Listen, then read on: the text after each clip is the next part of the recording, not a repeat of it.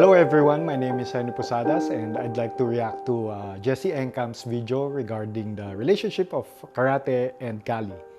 First of all, let me thank you, Jesse Encamp, for showing the world our Filipino martial art, which Americans call Kali, which is actually called Arnis Estocada or Eskrima, originally here in the Philippines.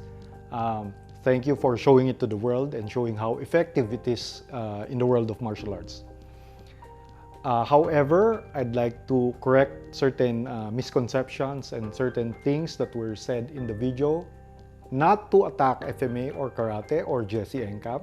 It's just to clarify certain historical things regarding that video.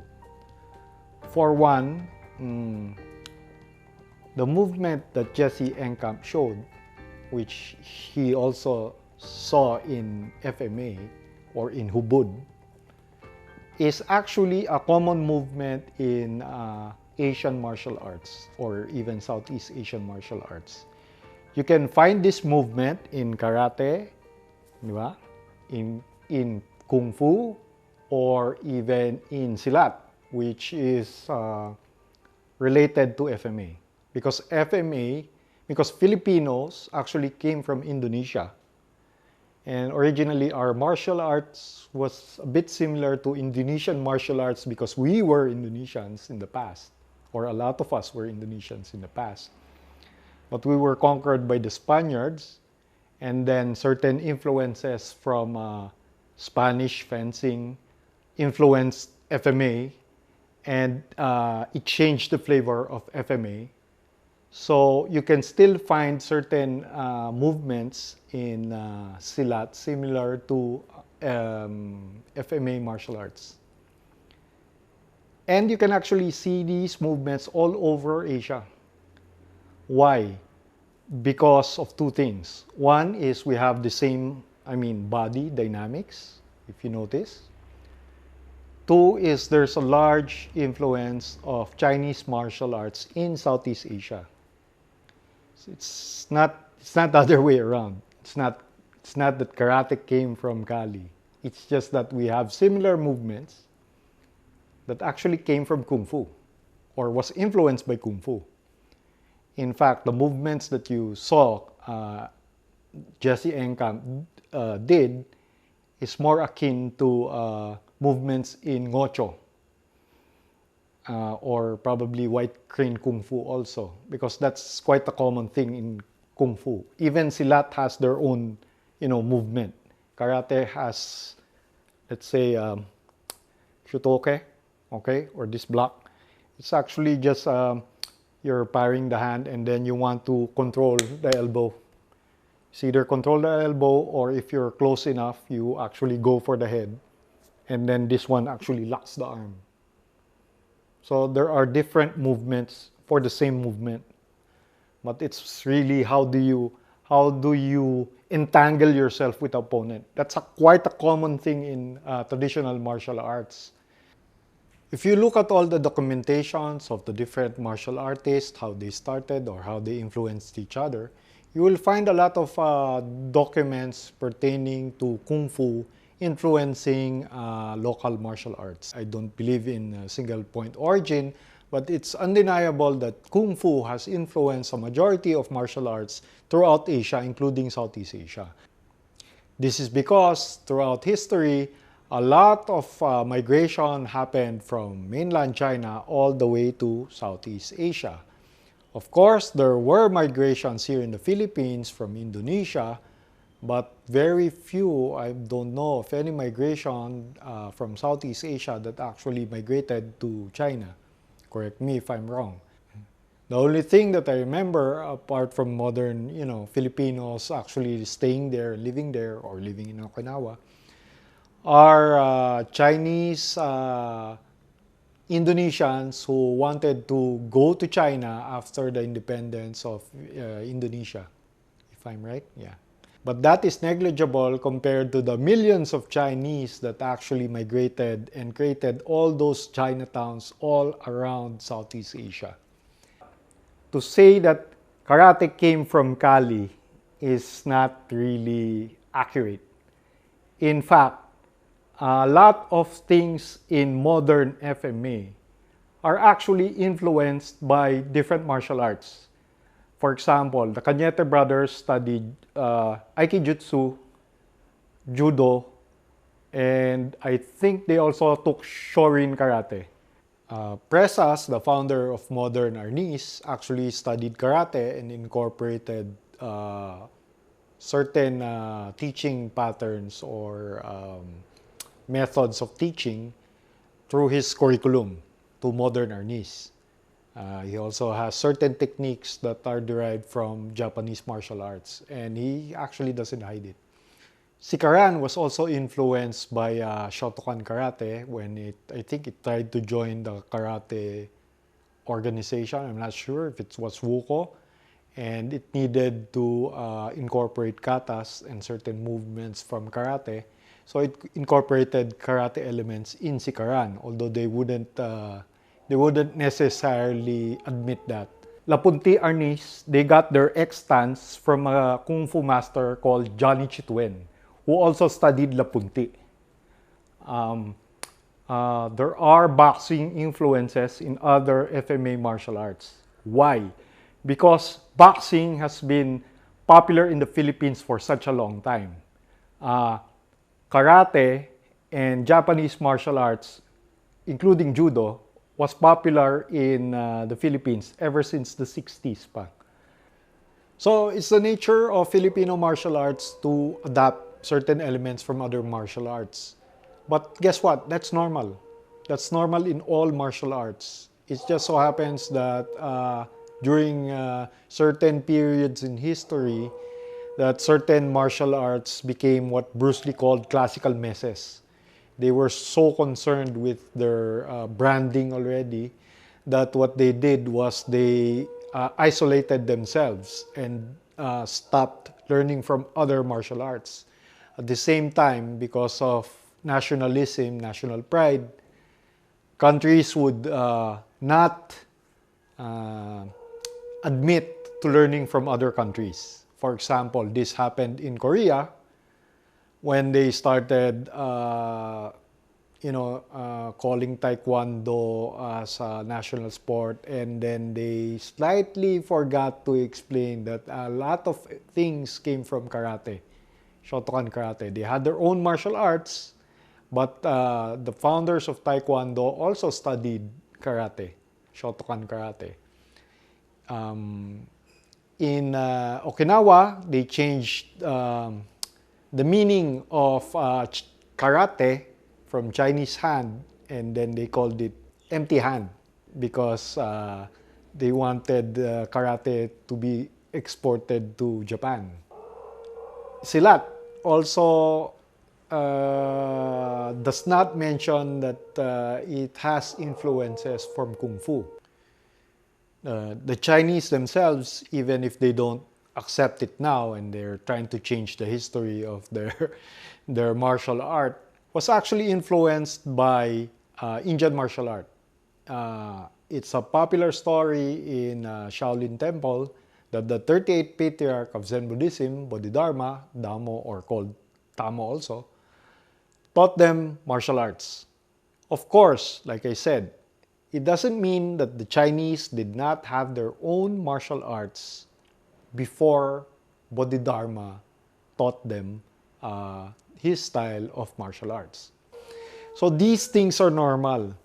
Filipinos, like the Koreans before them, and the Okinawans, and even Japanese, would not admit, or some would not admit, influences from other countries. But guess what? It's normal. If your martial art is still functioning as a real martial art, just like in MMA, even if you call it sport, real martial artists would adjust to different martial arts styles if they encounter them. Why? You'll get to learn from each other. That's normal.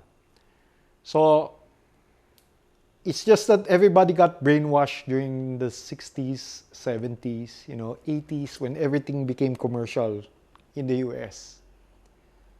Traditional martial arts in all countries were the same, and everything, all martial arts changes when it becomes commercial, when it becomes a sport, when it's open to the public.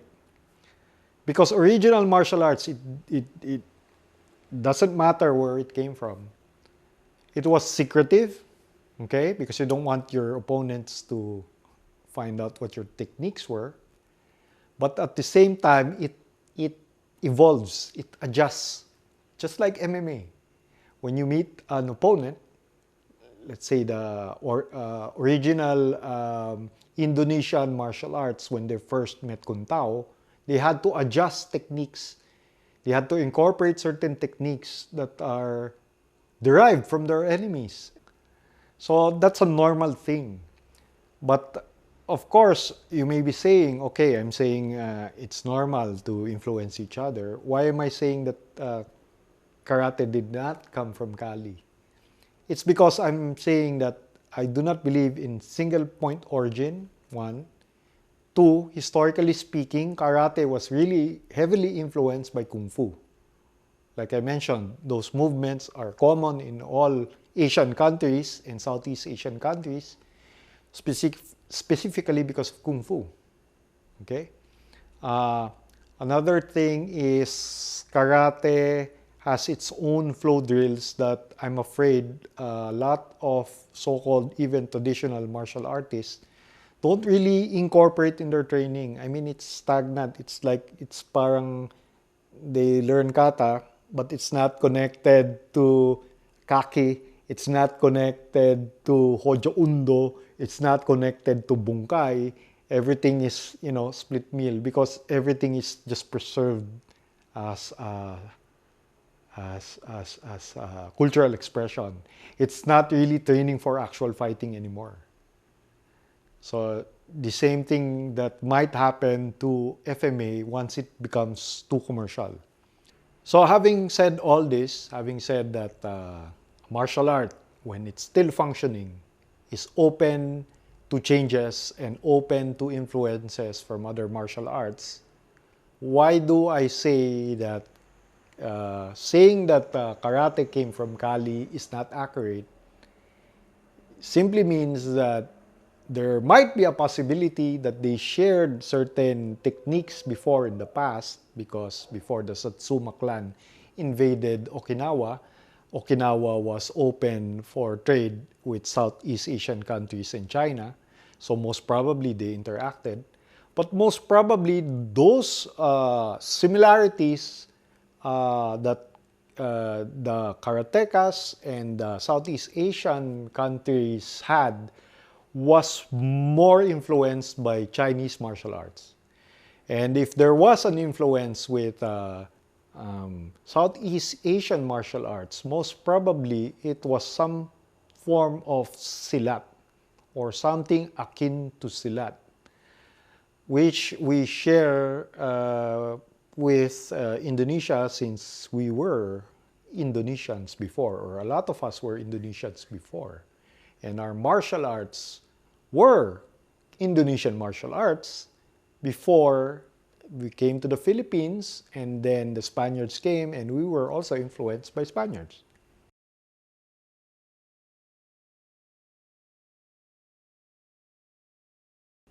After Okinawa was invaded by the Satsuma clan of Japan and was assimilated in Japan, the Okinawans at the start were very suspicious of Japanese. And in fact, they loved China more than they did Japan. So karate back then, as Hohen Soren described, the method of instruction was very different.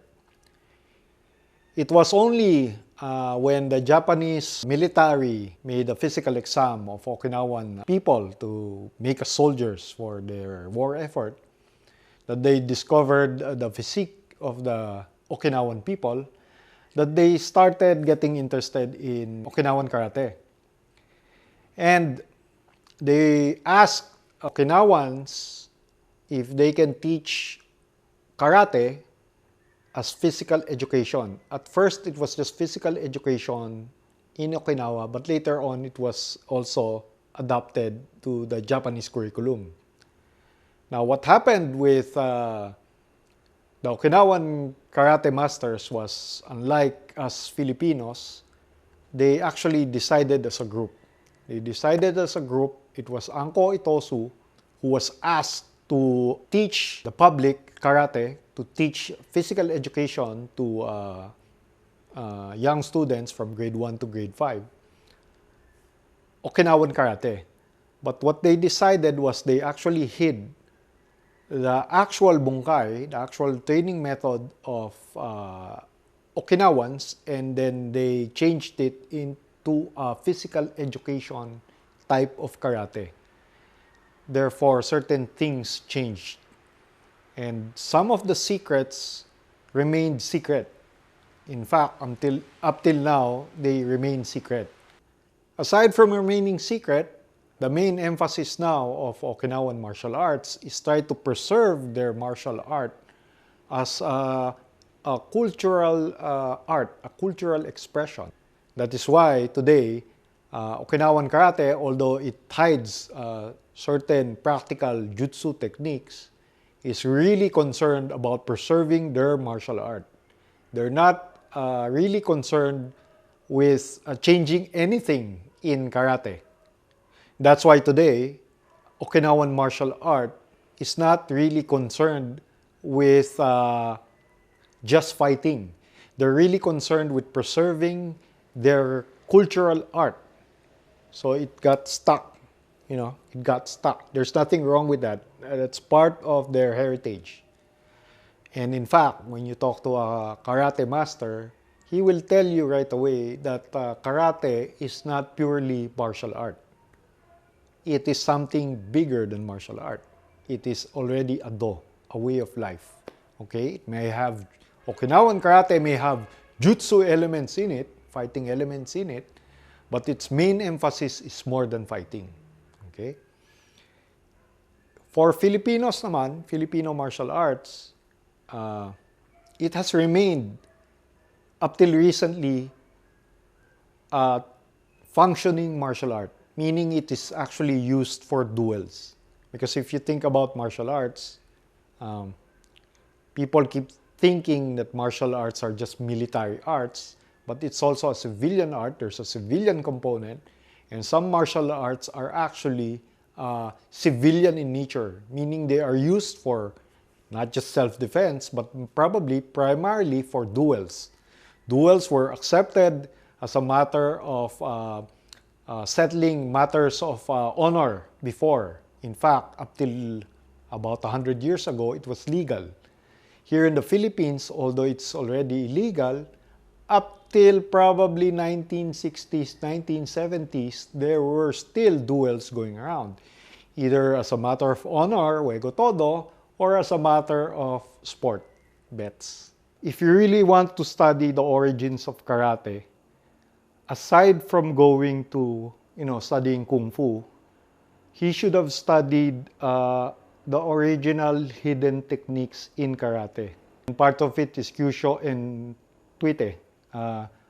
It's grappling and Kyusho. In terms of flow drills, karate has its own flow drills, which very few modern karatekas, even those who claim to be traditional karatekas, actually practice anymore. You can see a little bit of this in Higona's videos when he explains, Higona, when he explains kake. Okay? But if you want to see more complicated patterns, more complicated flow drill forms,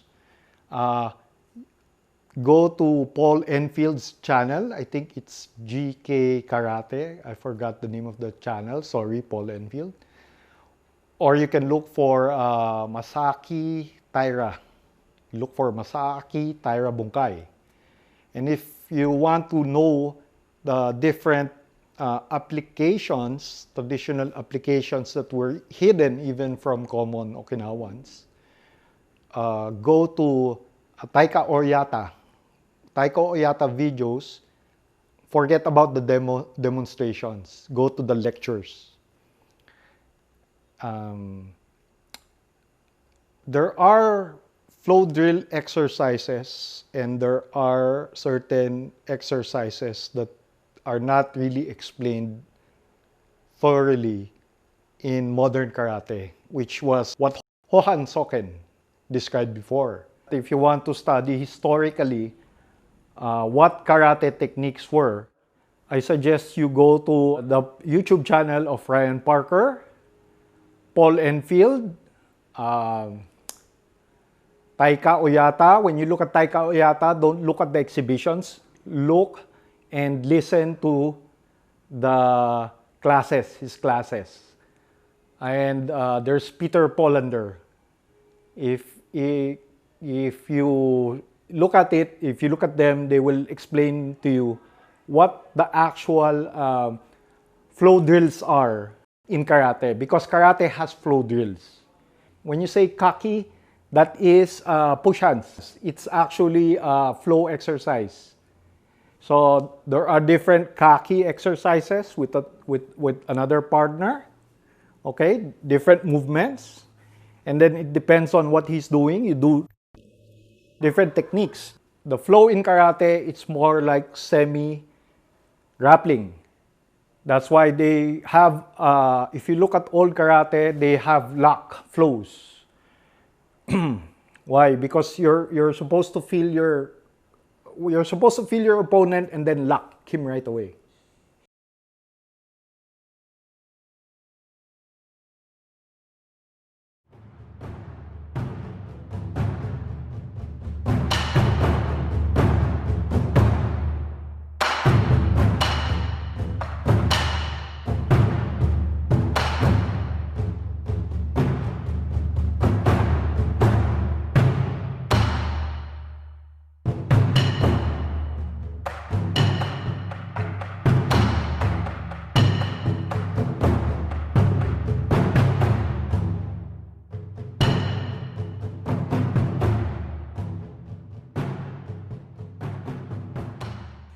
So again, thank you, Jesse Encamp, for promoting what Americans call Kali, what we call in the Philippines Arnis. And at least thank you for being interested in other martial arts and looking for connections between different martial arts. Can I just finally suggest to Jesse Encamp, if he really wants to do scholarly study on karate, because he already traced it all the way to China, why doesn't he go to India to look at the influences of Indian martial art with Chinese martial arts?